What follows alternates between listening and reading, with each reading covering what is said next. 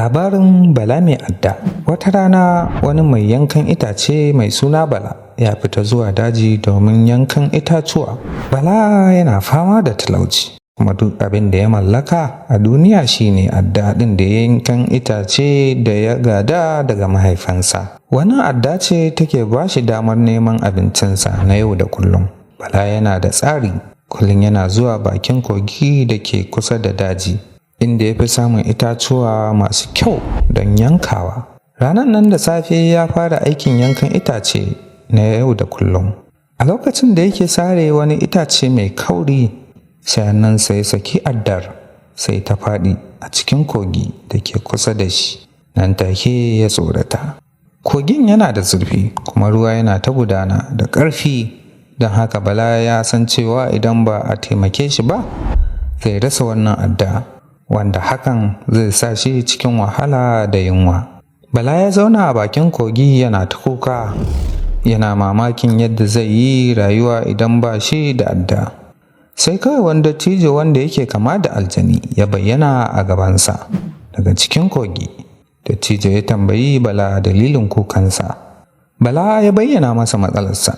Dattijo ya ce masa, "Yaro, ka daina kuka, zan taimake ka."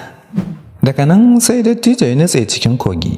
Bayan wasu mintuna sai ya fito da addar zinariya mai ɗaukar ido da gyalli.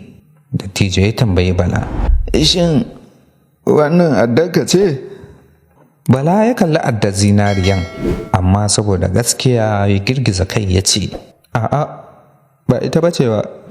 Dattijo ya sake nutsewa cikin kogi ya fito da adda na azurfa. Ya tambayi Bala, "Shin wannan addar ka ce?" Bala ya sake duba kuma ya sake girgiza kai ya ce, "A'a, ita ma ba ita ba ce. Wayo!"